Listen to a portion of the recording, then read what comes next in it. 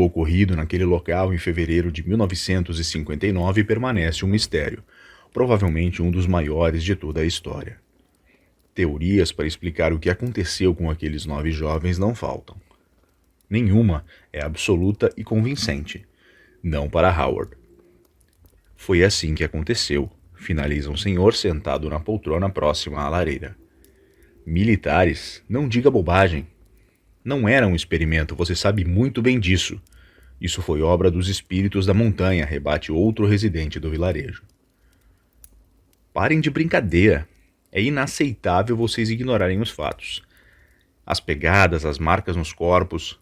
Claramente o Yeti os puniu por invadirem a montanha, argumenta um terceiro um pouco mais exaltado. Escutando toda aquela discussão, Howard abre um discreto sorriso enquanto mistura o açúcar em sua xícara de chá. Sua paixão por este caso o acompanhava há anos. Em sua terra natal, quando trazia o assunto a uma roda de amigos, até conseguia que durasse alguns minutos, mas muito longe de satisfazê-lo. Ali, completamente imerso naquele ambiente, pouco se falava de outra coisa. Isso era justamente o que o trazia àquele local: explicações. Nada o incomodava mais do que algo trazer mais perguntas do que respostas. O que os assustou? Como morreram? O que diabos aconteceu naquela noite? Ao lado de Howard, Tommy não fazia esforço algum para esconder a empolgação por tudo o que estava acontecendo. Está ouvindo, cara? Nós vamos desvendar isso, acabar com essas discussões e escrever um livro. Quem sabe até viramos um filme? Eu adoraria ser interpretado pelo Nicolas Cage. Não. Bruce Willis. Sou mais parecido com ele. Olha pra cá, diz Sylvia enquanto segura um pequeno espelho que sempre carregava em sua bolsa. Cadê o Bruce Willis que eu não estou vendo? Completa ela dando uma risada. Sentando-se à mesa novamente, na cadeira mais próxima à janela quase congelada, a moça confirma o que já fazia parte das previsões de Howard. A nevasca vai diminuir nas próximas horas. Acabei de ouvir na televisão, diz ela. Isso, celebrou Tom enquanto começa a guardar alguns de seus pertences na mochila.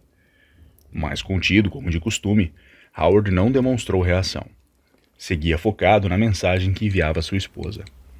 Nela, despedia-se temporariamente de sua amada, já que quando começassem a subir não seria mais possível contatá-la. Após clicar em enviar, sentiu uma angústia repentina. Toda a preparação e estudo que o trouxe até ali não era o bastante para garantir o seu retorno, muito menos o da equipe. As possibilidades eram muitas e os riscos quase que incalculáveis, por mais que dissesse o contrário sempre que o questionassem.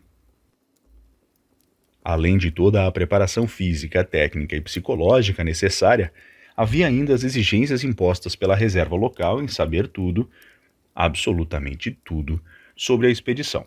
Afinal, houvera naquela região uma tragédia sem precedentes. Essa condição os deixava completamente à mercê das intenções alheias. A hora de partir se avizinhava. Pouco a pouco as mesas ficaram desocupadas, deixando-os como únicos clientes. Contudo, eles não ficariam por muito tempo. A melhora das condições climáticas permitia, finalmente, que dessem início à sua aventura em uma das cordilheiras mais antigas do mundo, os Montes Urais. Ao se levantarem da mesa, escutam uma voz vinda da outra extremidade do estabelecimento. Vocês nunca aprendem. Ao contrário do que parecia, eles não estavam sozinhos. A poltrona de encosto alto e completamente voltada para a janela escondia a presença do homem. Ao levantar, evidenciou sua aparência para o grupo. Cabelos negros e escorridos, olhos levemente puxados, estatura mediana e um porte físico que parecia ser atlético. Não era possível afirmar com convicção, afinal o corpo estava envolvido por uma capa de cor marrom clara. Por que diz isso? Pergunta Tommy. Mochilas enormes com panelas penduradas e sacos de dormir? Isso revela o suficiente sobre vocês. O que mais vocês precisam saber da nossa região? Questiona o homem enquanto se aproxima do trio. Nós só queremos saber o que realmente aconteceu, minimiza Howard. Vocês estão prestes a entrar em um local onde 2 mundos se colidem. Respeitem essa fronteira. O nosso lugar é aqui, não lá em cima. argumenta o homem segurando Sylvia firmemente pelo braço enquanto olha fixamente para ela. Na sequência, o homem retorna calmamente à poltrona onde estava, percebendo que nada que dissesse faria com que o grupo mudasse de ideia. Podemos prosseguir? Pergunta Tommy com um tom de voz elevado, mostrando ao homem que não havia causado qualquer efeito sobre eles. O grupo então reúne seus pertences e deixa o bar, seguindo em direção ao pé da montanha.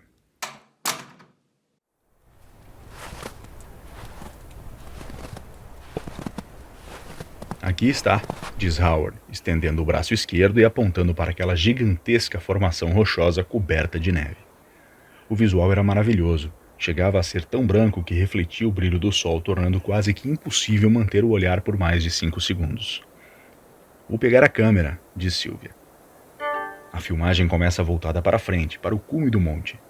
Era grandioso, chegando a quase 1.900 metros nos pontos mais altos. Sylvia segue registrando o que está ao redor, girando o corpo para sua esquerda. Dá-se conta, só neste momento, o quão distante estão. O vilarejo já não era mais visível. Aquilo a assustava. O intenso treinamento para essa missão não era suficiente para vencer a insegurança que a dominava naquele momento. É isso? Vamos mesmo subir? Pergunta ela parcialmente constrangida. Você está brincando, não é? Diz Tommy. Howard a conhecia muito bem. Sabia que aquela manifestação era completamente transparente e genuína. Caminha até ela, coloca a mão direita sobre seu ombro e questiona. É por causa daquele papo todo, né? Nada precisava ser dito. O desvio do olhar de Sylvia confirmava o quanto as palavras do nativo faziam sentido para ela. Vai ficar tudo bem. Nos preparamos para isso, completa ele, finalizando com um rápido abraço. Certo, retribui ela, encerrando a conversa, porém ainda incerta sobre continuar. Após algumas horas de caminhada montanha adentro, Tommy larga sua mochila no chão. Estamos adiantados e vai escurecer em menos de 2 horas. Vamos acampar por aqui? Os colegas balançam positivamente a cabeça enquanto começam a se instalar. Howard posiciona os gravetos que juntou ao longo do trajeto para fazer uma fogueira. Um pouco afastada do grupo, Sylvia olhava para trás, observando as marcas das pegadas que deixaram sumindo lentamente. O vento movimentava a neve, escondendo qualquer resquício de sua passagem. A bússola Moscon Pass que ganhara de seu pai há alguns anos era o que garantia estarem no trajeto correto.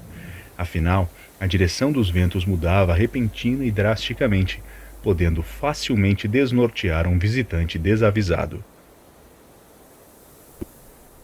O jantar está pronto, grita Tommy em tom de brincadeira como de costume. Esta água está esquisita, exclama Sylvia. Preferi ferver a neve, elimina qualquer bactéria e ainda poupa nossa água potável, retruca o rapaz. Bem pensado, elogia Howard. Enquanto coloca um pouco de água fervendo em seu macarrão instantâneo, sabor queijo, já que era vegetariana, Sylvia questiona. Acho que nunca perguntei. O que vocês realmente acham que aconteceu naquela noite? Um silêncio toma conta do grupo. Nunca haviam de fato conversado sobre isso. Apenas compartilhavam da mesma curiosidade. Acho difícil explicar tudo o que aconteceu com uma só teoria. As luzes laranjas no céu, as fraturas nos corpos, as pegadas de tamanho descomunal, o fato de saírem abruptamente e quase sem roupas das barracas, enfim, se tivesse que escolher uma só, extraterrestres. Hora errada, lugar errado, ponto final, completa ele no primeiro momento de mais seriedade de Tommy desde a sua chegada. E você, Howard? Sinceramente, acredito que eles fizeram aquilo uns aos outros, responde ele. Sério? Mas assim, do nada? Rebate ela, incrédula. Não. Demência hipotérmica. Aqui, as temperaturas podem beirar os 50 graus negativos. Perderam a noção completamente. O instinto de sobrevivência se sobrepõe a quase tudo. A noite já tomava conta e o grupo se preparava para dormir. Meias de merino, gorros, roupas térmicas e ainda dentro do saco de dormir, mas era possível sentir o tremer dos corpos devido à baixa temperatura. O vento uivava tão alto que era impossível prestar a atenção em outra coisa. Parecia ser questão de tempo até a barraca sair voando. pouco antes da 1 da manhã, Sylvia era a única que parecia não conseguir fechar os olhos. Howard e Tommy estavam imóveis, ou num sono profundo, ou congelados. Quando planejava sair para verificar se ambos estavam bem, escutou um estranho som que roubou completamente a sua atenção. Impossível definir o que era. Se misturava com o som da ventania e do tecido da cabana que balançava desordenadamente. Aquilo a arrepiava. Foi como se os seus ossos congelassem. Era quase impossível controlar a respiração. A certeza era de que aquilo não era natural. Era algo novo, pelo menos para ela. O som parecia se aproximar. O tremer das pernas de Sylvia não era apenas frio. Como num passe de mágica, o som a abandona, mas não o medo. Teria sido um sonho, ou estaria o vento uivando tão alto, causando uma desorientação na garota? Essas possibilidades passaram pela cabeça de Sylvia.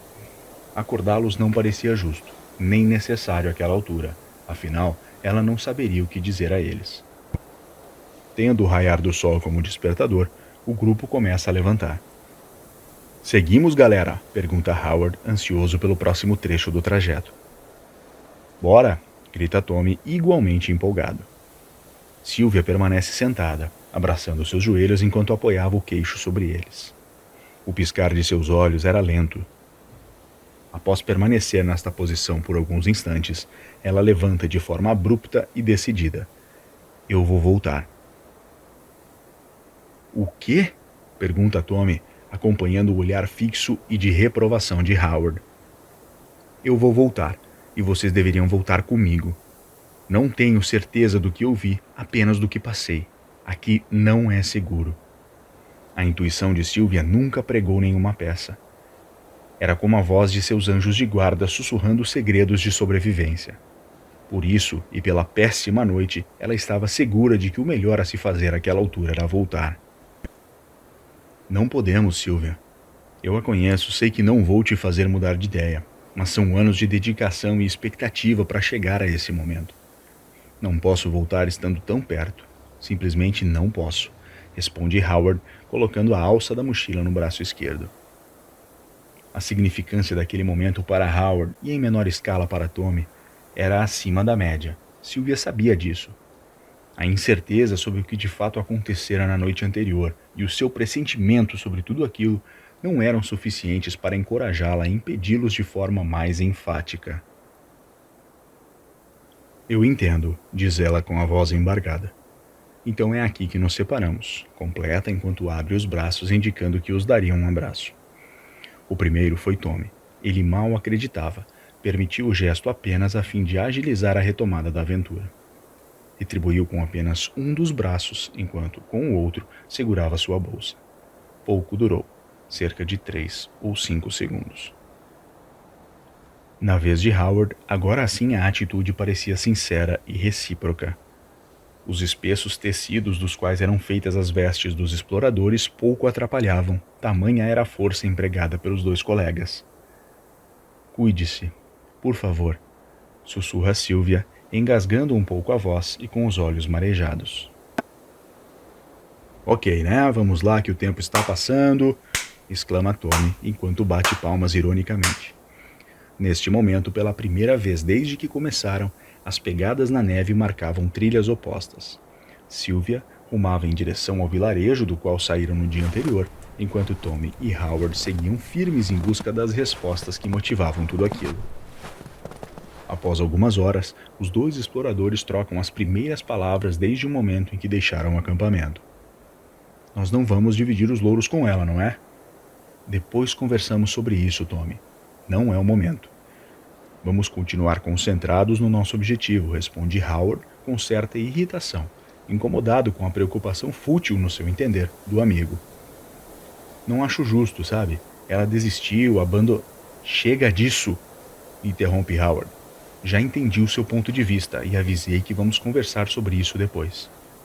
Por ora, vamos começar a nos organizar para passar a noite. Finaliza abruptamente o diálogo. Em meio àquele visual alvo repleto de rochas escuras e algumas árvores mais ao leste, Sylvia avista o vilarejo. chora copiosamente a ponto de fazê-la perder o equilíbrio.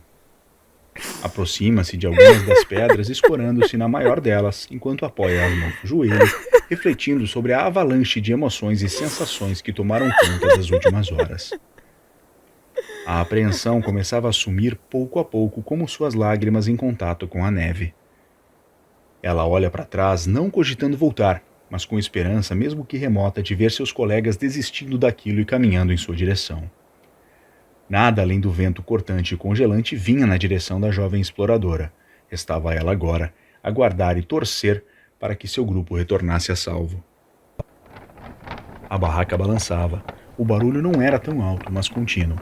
A refeição da noite teve de ser substituída por snacks de carne seca, já que as condições climáticas eram pouco convidativas para ficar fora do abrigo.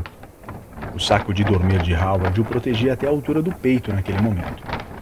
Enquanto segurava com a mão esquerda uma cópia de Em Busca do Tempo Perdido, de Marcel Proust, a mão direita alternava entre a embalagem do jantar e a sua boca. Tommy o observava, com um olhar distante, balançando as pernas, demonstrando muita ansiedade.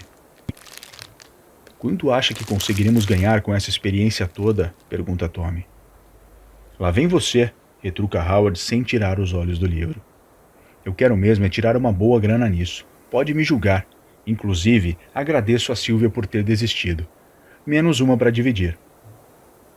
A propósito, seria ótimo se você desistisse também", completa o jovem ambicioso enquanto estende a mão para pegar o casaco de Howard que estava sobre sua mochila. "Como é que é?" pergunta o colega, agora com o livro fechado e olhar fixo no amigo. "Me desculpe", grita Tommy enquanto dá um impulso projetando-se para cima de Howard. Com as duas mãos ele pressiona o casaco contra o rosto do amigo, deixando-o completamente sem ar. As tentativas de fuga foram totalmente em vão. Tommy estava decidido, colocou um joelho sobre cada mão do colega, tornando apenas um destino possível. Pouco a pouco, Howard diminuía a força em que se debatia, até ficar completamente imóvel. Aquilo havia terminado. Sem demonstrar ressentimento algum, Tommy levanta, olha para o corpo sem vida do amigo escondido sob o saco de dormir e seu rosto pelo próprio casaco. Com a sua faca, começou a rasgar a bolsa em que o ex-colega dormia, soltando os retalhos ao vento. Na sequência, procedeu da mesma forma com o tecido da barraca. A lâmina deslizava de ponta a ponta sem dificuldades. Fez enormes rasgos com pesar, já que a sua tenda, que usaria dali para frente, era de muito menos qualidade e menor dimensão. O longo intervalo entre uma ação e outra indicava ausência de planejamento prévio, mas a sua ambição o mantinha seguro. O que ele queria agora era levantar teorias sobre a morte de Howard sem deixar suspeitas a seu respeito. Enquanto remexia os itens da barraca, separando o que poderia lhe ser útil e o que faria parte do cenário de caos que ele havia criado, Tommy para repentinamente. Seria coisa da sua cabeça ou de fato havia escutado algo? Seria a citada demência hipotérmica aparecendo como uma maldição para o assombrar? Pensa ele, voltando o olhar novamente para o corpo ao seu lado. É neste momento que o som aumenta, um pouco diferente do anterior, mas agora mais alto, claro e próximo. Frio, remorso, ambição, todos completamente engolidos pelo medo. Tremendo da cabeça aos pés, Tommy decide aproveitar um dos rasgos que havia feito na barraca para, com 2 dedos, abrir uma fresta. Aquele ângulo de 45 graus que o olho direito do rapaz conseguia enxergar pela fenda parecia seguro, sem movimentos, marcas ou nada que fugisse do padrão. Olha ao redor procurando por outra fissura na cabana que o permitisse espreitar. Os cerca de 15 centímetros do talho que ficava voltado para o norte permitiram que os 2 olhos arregalados de Tommy monitorassem o lado de fora. Lentamente e olhando de um lado para outro, o jovem sequer piscava. "Meu Deus!" grita ele enquanto sai correndo da barraca em direção a um enorme rochedo a menos de 50 metros do acampamento. Mal dava para ouvir o vento a esta altura. Seu coração acelerado e a sua respiração tomavam conta daquele momento. Sem saber de quem, de quantos ou de que estava correndo, joga o seu corpo para um estreito espaço entre 3 pedras, 2 com formato arredondado e a terceira parecendo uma enorme presa de um animal. A tremedeira de seu corpo era potencializada pelos quase 40 graus abaixo de zero. Cercado pelas rochas, Tommy junta as mãos entrelaçando os dedos como se pretendesse rezar. Cerra o olhar e começa lentamente a levantar a sua cabeça para cima, até deixar a face completamente voltada para o céu. Quando abre os olhos, uma visão fez com que seu sangue praticamente congelasse. Seria aquela a resposta que estavam procurando?